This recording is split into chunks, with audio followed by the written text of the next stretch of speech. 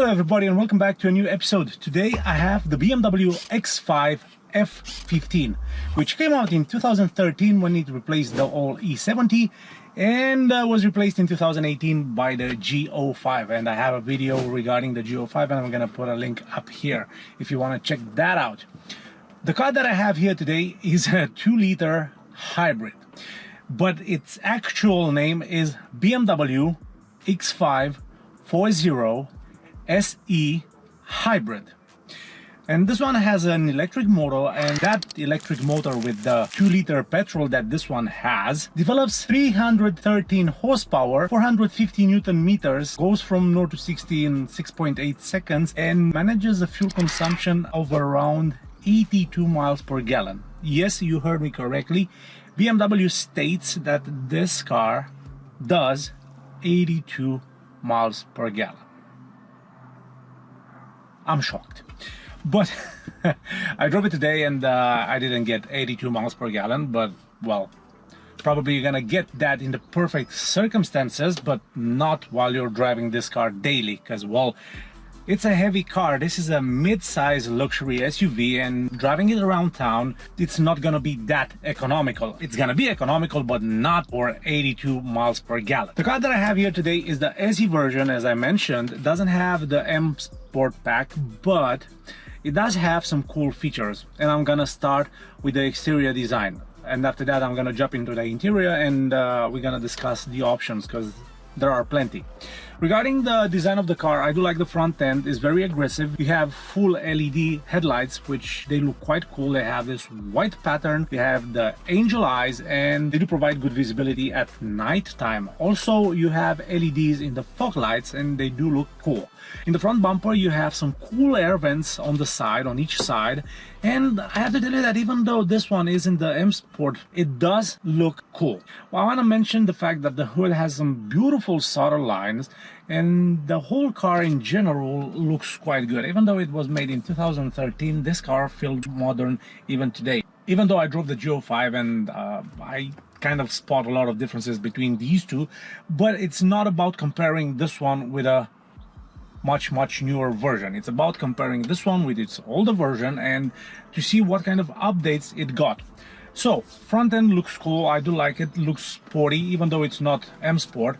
You have the rear end, which the rear end has some cool exhaust pipes. I like the fact that BMW doesn't use fake exhaust pipes, which is quite cool. But even more when this car is a petrol and it has quite a pleasant sound on the inside. On the exterior is not that loud, but well, it's not loud at all, but on the inside you do have a nice sound when you rev this car. Anyways, you do have LED taillights and they look quite good. They have this beautiful pattern and they do look good when they light up. You have power operated boot. You also have a tow hook for, well, when you need to tow some things.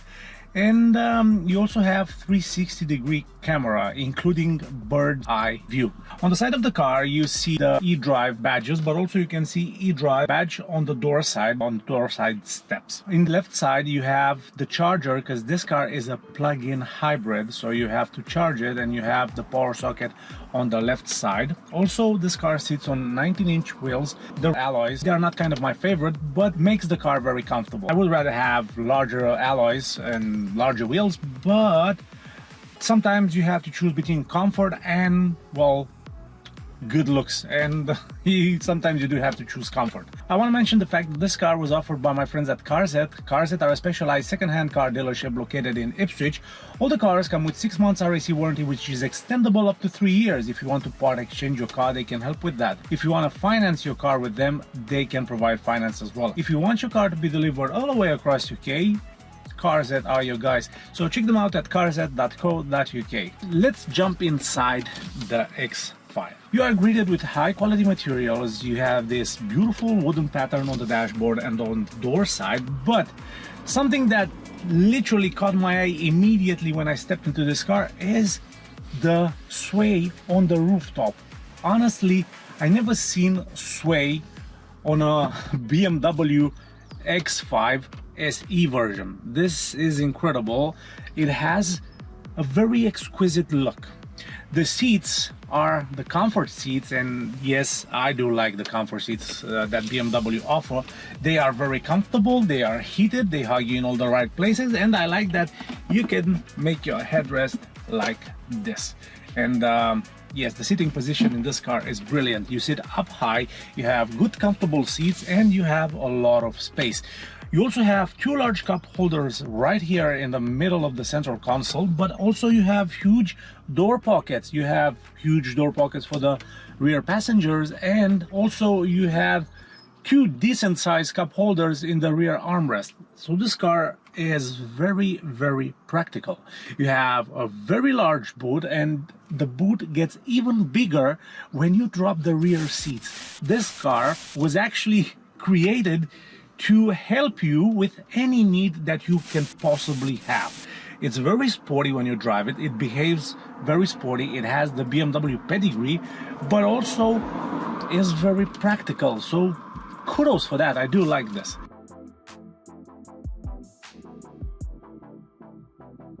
I want to mention some options that this car has, and to be honest with you, they are quite rare here. You have adaptive cruise control, you have lane assist, and also you have a heated steering wheel, which comes as a surprise considering that this is a SE version. I would have expected this kind of equipment on a M Sport pack with a fully loaded panoramic sunroof and all the blah blah blahs, like a head-up display. This one, for example, doesn't have head-up display and doesn't have a panoramic sunroof, but it has these features, and honestly they are quite helpful. I drove this car on the highway and they do a pretty good job. I love the adaptive cruise control, and this is quite a neat feature. This car also has double climate controls for the front passengers. For the rear passengers you don't have any, but you have air vents. And regarding the seats, the back seats, those are heated. So for the left and the right passenger of the rear seats, you have heated seats, which is quite neat. Regarding everything else in this car, you can notice that there are high quality materials. No harsh plastic, no blank buttons, which seems fair because this is a mid-size luxury SUV. And also you get a couple of more features. This car doesn't have air suspension, but it has adaptive dampers, and it's quite comfortable. Also, there aren't many things to complain about this car. It's very comfortable, it's very economical, taxes are not going to be high, but I do think of long-term maintenance with this electric plug-in system. We'll have to see how it lasts during the years. There's nothing that I can comment right now, but well, who knows, maybe if you know something, just leave a message in the comment area below. Right here we have a couple of buttons, and I'm going to explain them right now. We have the eDrive, we have the hill control, we have the camera system, we have the parking sensors, the adaptive dampers, and the traction control off. The gear shifter is BMW's standard gear shifter. It looks good. It's old generation, but it still looks good even today. Right here we have the controls for the infotainment system, and I'm gonna talk about it in a bit. As you can see, you have a big screen over here which is surrounded by this chrome.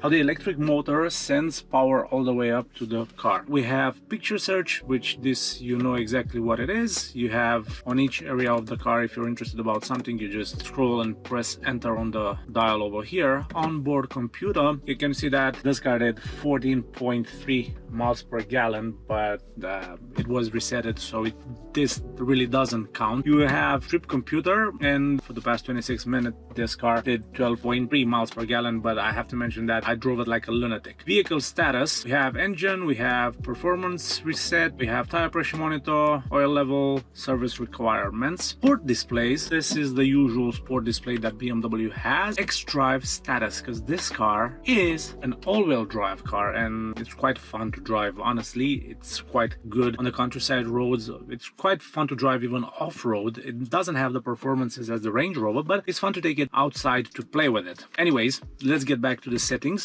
Right here we have departure time, which this is quite quite an interesting option. You can see exactly what time you started your journey and what time the journey ends.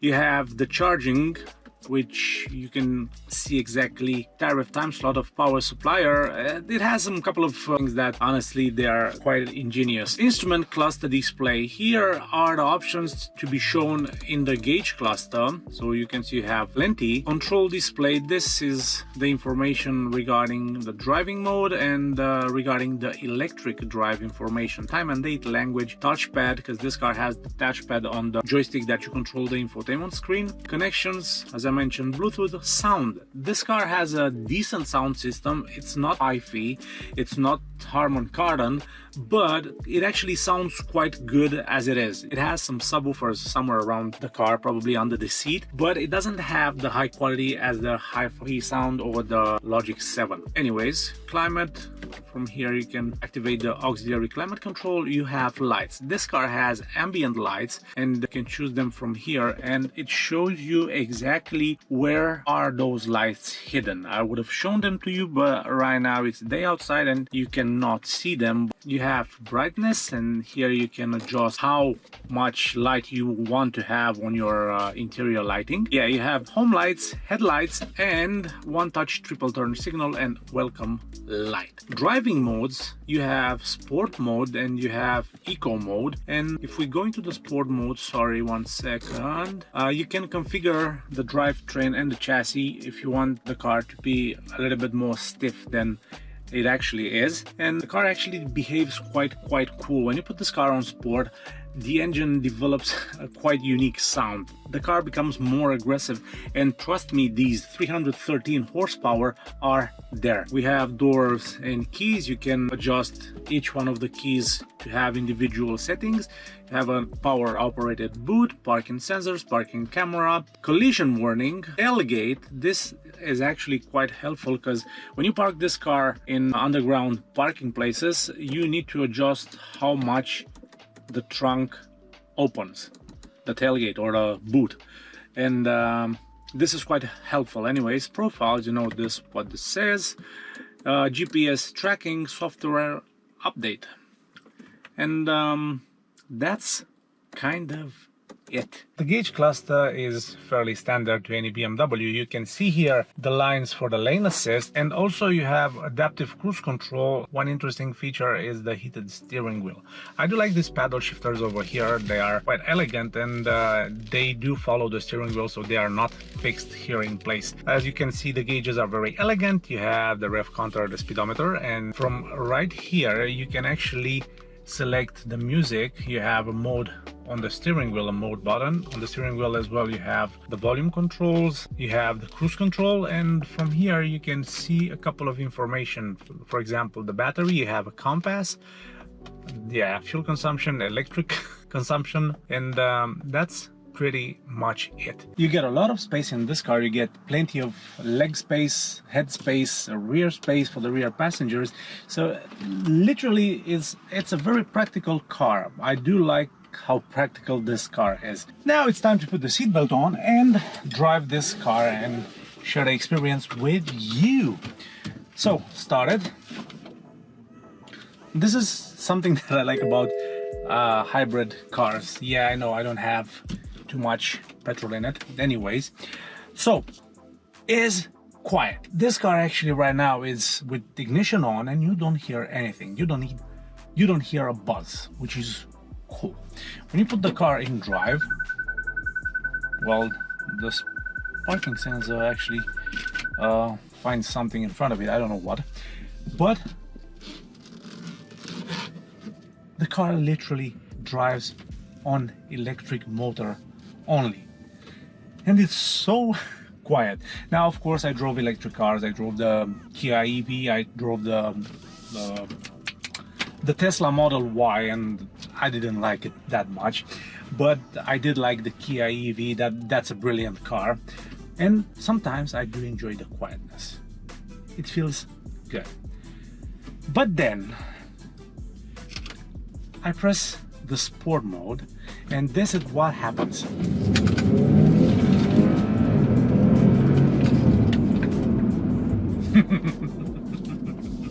And this, my friends, is why I am a petrol head. Because of the sound, because of the emotion that the car gives you, because of the thrill that you get when you're hearing this engine. And not this in particular, this is a 4-cylinder, but still sounds good.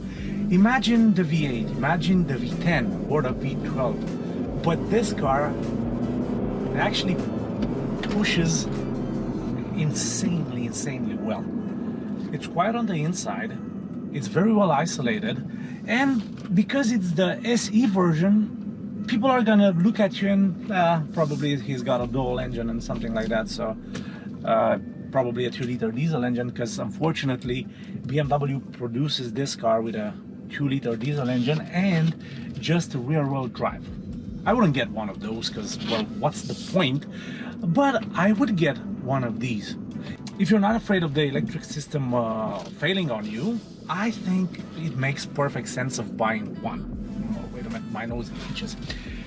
And well, makes sense. Low taxes, low insurance, and low fuel consumption. Not 82 miles per gallon. Come on, let's be serious. For 82 miles per gallon, you have to start the engine and just push it. And probably that was BMW's idea. Regarding the options that this car has, they are very helpful. I do miss the fact that it doesn't have the head-up display and also the panoramic sunroof. But, well, in life you cannot get everything. And who says that you can get everything in life is lying to you. No, you cannot. But you can get a BMW X5 SE with a hell of an engine, honestly. 313 horsepower. The ride quality is brilliant. You don't have too much body roll because of the adaptive dampers. When you put this car on comfort mode, it becomes gentle. It's like a gentle lover. But when you put it on sport mode, it's like Pikachu engages. So it's fun. You have a huge car which develops, I don't know, something of a craziness of a stuffed animal. But anyways, this is something that I had to mention. The amount of fun that you are having with this car. I drove this car with a 3-liter diesel engine, and that one is good as well. But the sound isn't the same, and honestly, this one feels much faster. Regarding the quality of the materials, they are good. They are BMWs, so what's to complain? You don't have leather on the dashboard. You can have that probably with an exclusive pack, but you do have leather on the door side. The door side isn't full covered in leather. It's just half of it. This portion over here is covered in leather. You have electrically retractable mirrors. You have electrically retractable tailgate, which it's helpful. The sound system isn't brilliant, but it isn't bad. It's good. You understand what I'm saying? But if you can pass these little thingies, I think you will enjoy this car, because I did enjoy it. I drove it for a couple of hours, and it was fun. Actually, it was quite fun. Regarding maintenance, it's gonna cost a bit. This car chews tires pretty fast because it's a heavy car and you have the tendency to kick it. The problem with this car being so oh, shut up, being so silent, it kind of pushes you to floor it, and you may get into trouble because it goes quite fast from 0 to 60, and being a big vehicle, you don't feel the speed. As you notice, there isn't much noise from the outside. It doesn't have double glazed, but it's quite well isolated, and I do like that. This is quite a cool thing. Regarding anything else that I might want to mention are the seats. Seats are very comfortable. The seats are brilliant because you can adjust the headrest like this, but also these are the comfort seats from BMW, and literally there's nothing to complain about it. Anyways, that was the video for today, guys. Hope you enjoyed it. Press a thumbs up and subscribe to the channel if you haven't done this already. Thank you very much if you have subscribed by now. And well, leave a comment in the section below regarding what do you think about this BMW F15. Till the next time, all the best to you, and I shall see you in the next episode.